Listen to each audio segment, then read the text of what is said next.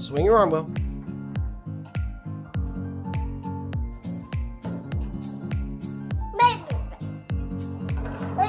Oh, well, you got 7.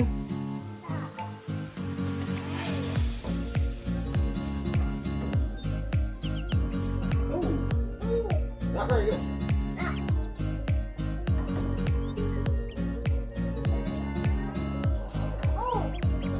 My baby, not the same thing as me. Yep, go on, Will. Finish it off, buddy. Good evening, everybody. Welcome back to your Delaware Disney people, coming to you live from my man cave.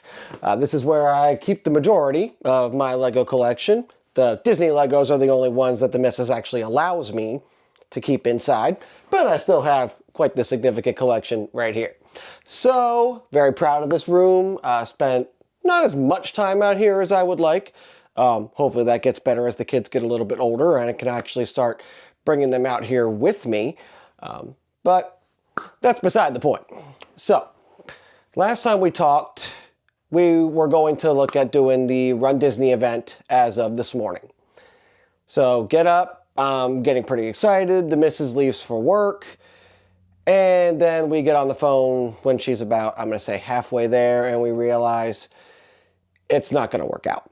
So, unfortunately, when she did her research, she was in essence looking at the wrong event, looking at the 10K instead of the 5K, and we realized that the 5K is going to be run on a day where it would basically require us to be gone from Monday through Friday, the week right after Christmas break next year, leaving only the grandmothers to handle the kids with school.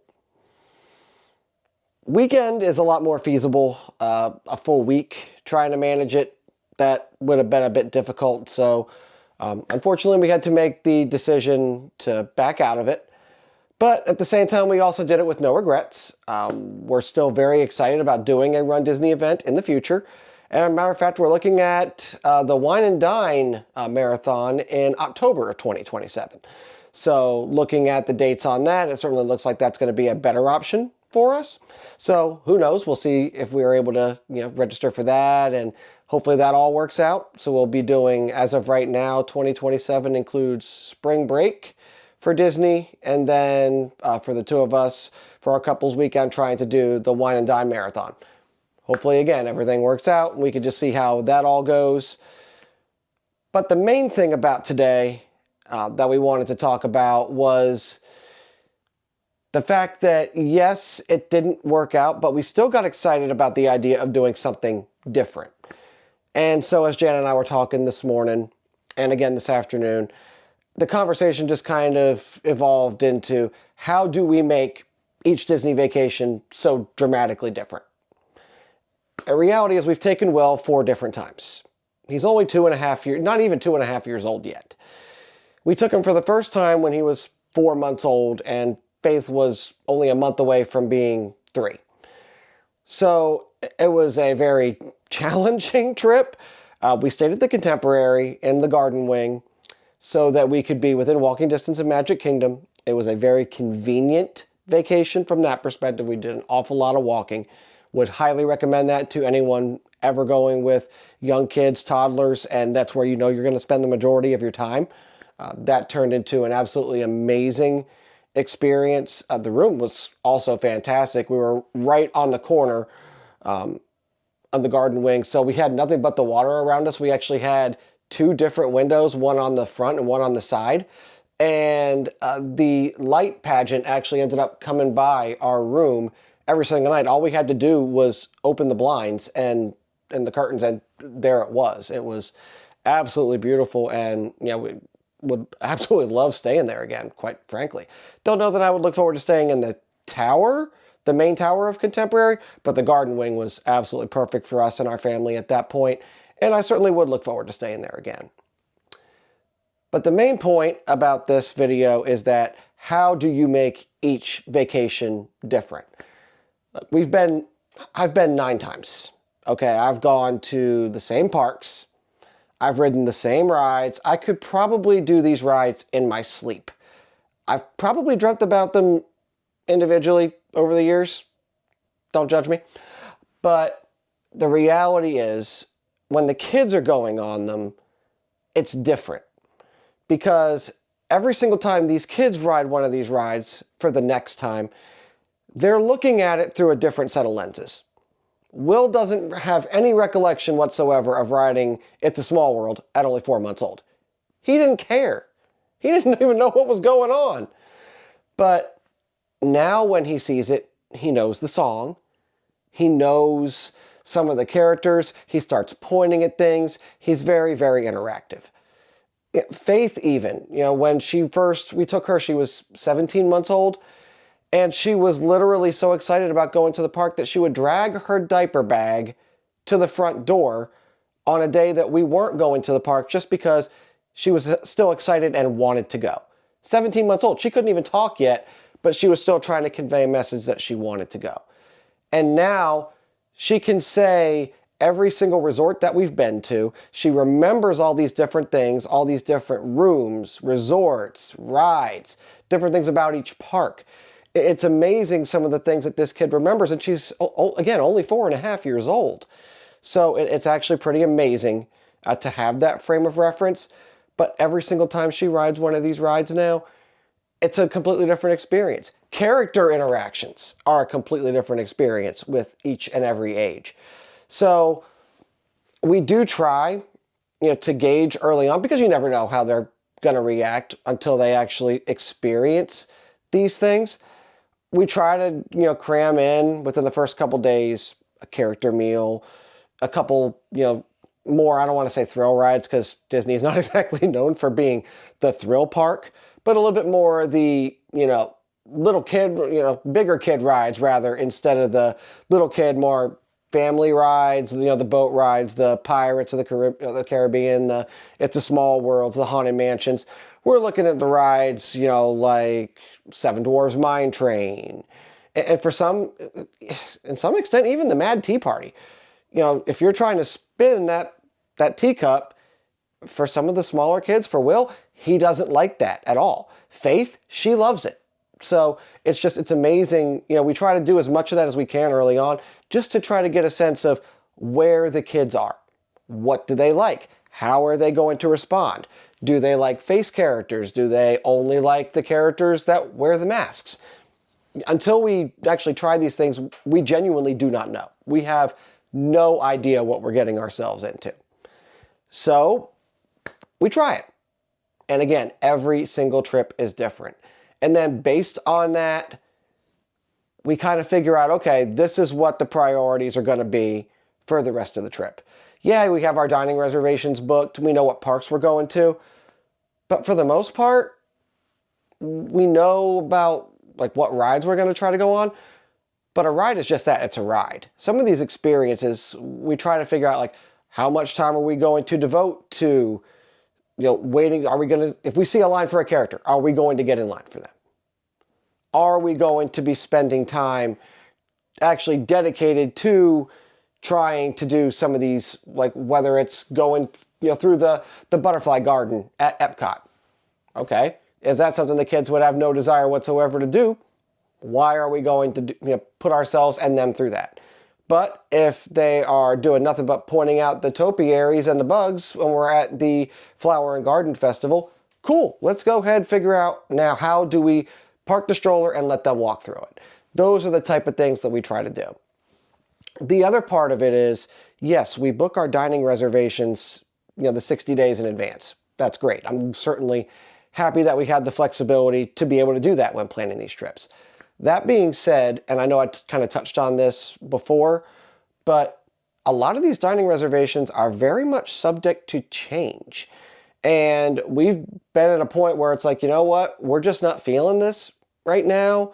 And because they've lowered their windows for cancellation without any type of penalty, to where it's usually just a couple hours beforehand, fantastic. For families like ours, that is a wonderful thing. That gives us so many options when we're trying to figure out what it is we're trying to do. So now, when we're trying to evaluate these things, we can look at, okay, we decided this character meal isn't worth it. The kids are just not feeling it. What dining reservations do we have? Okay, let's go in the app and look. And a lot of times, the amount of last-minute reservations that are available is actually pretty amazing. I mean, we've gotten last-minute reservations for some, at what were before at least, seemingly hard to get character meals. We got a last-minute reservation for Storybook Dining. At Artist Point, we've gotten one for 1900 Park Fair. We've walked up to Garden Grill and got the breakfast there, which only had to wait about 10 minutes. So these are things that we've been able to wing a lot of times, and that certainly helps with the planning process, especially when you're trying to do this with very young children, or in our case, most of the time, toddlers.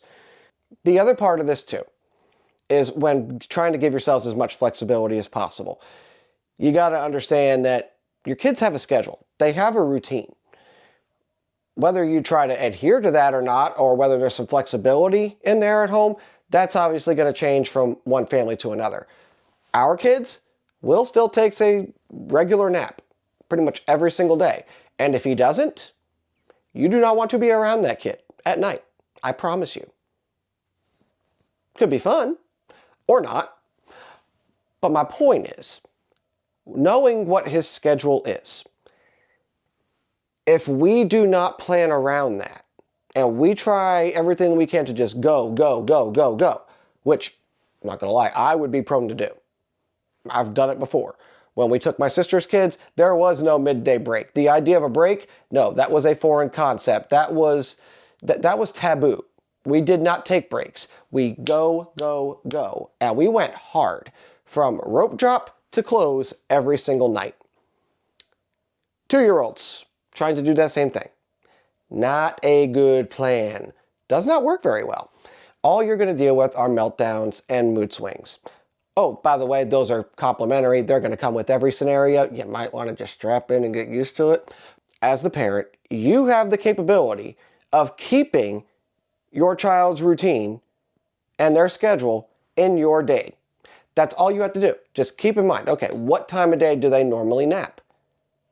Let's try to make it so that during that time, we're at least either winding down or like we do. We actually will go to one park in the morning, get some breakfast, do our rides, and then right after lunch, which we usually just get a quick snack for, we will then go back to the resort and take about a 3 to 4 hour break.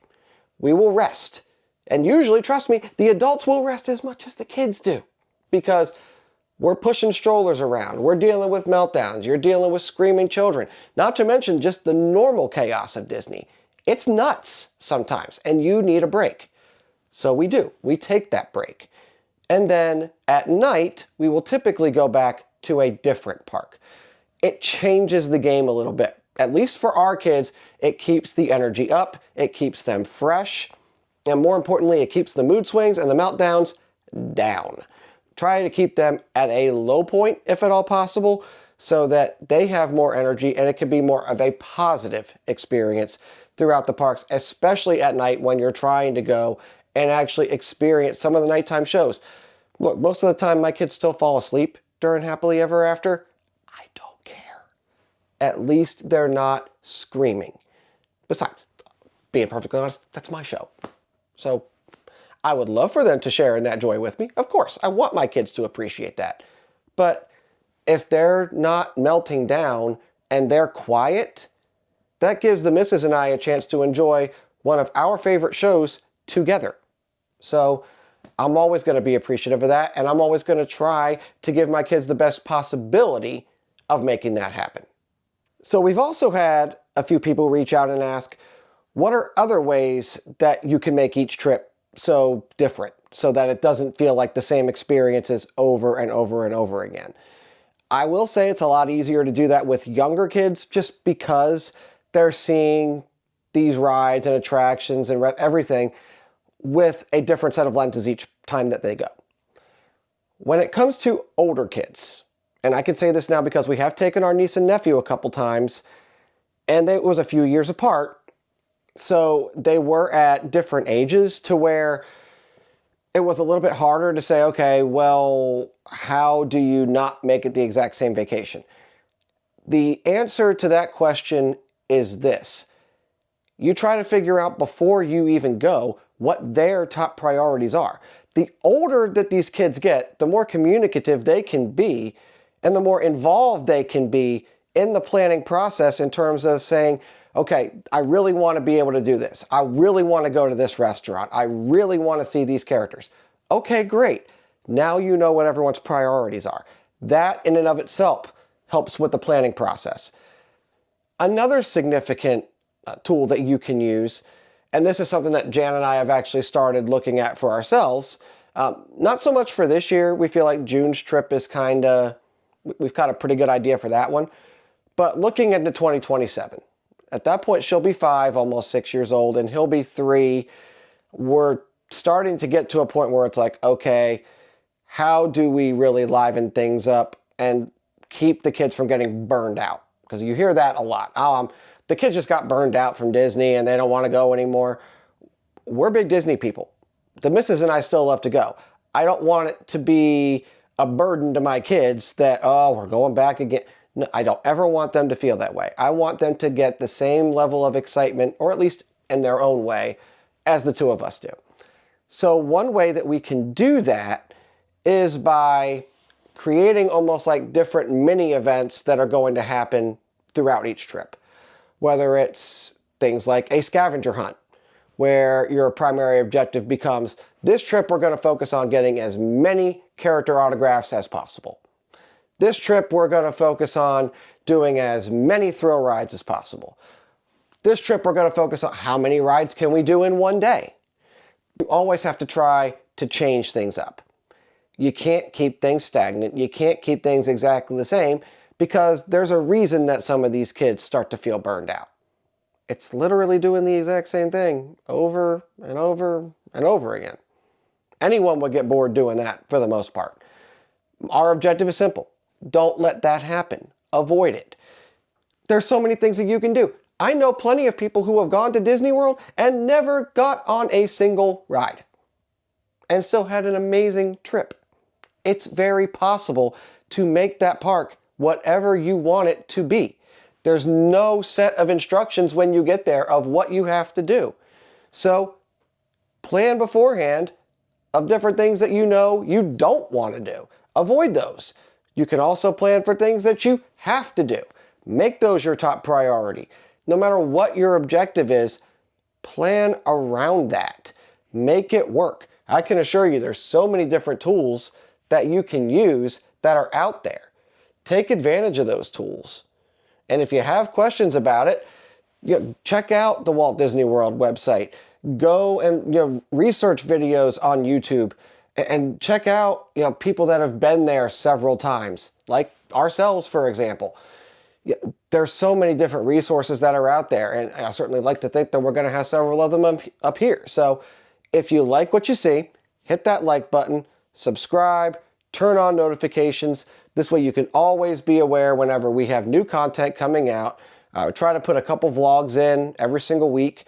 We're always going to be having our vlogs of our trips, different resort reviews, restaurant reviews, trying to give as many different tips and tricks as possible to try to make your trip as enjoyable as you can possibly make it. So certainly look forward to working with you guys in the future with all these videos.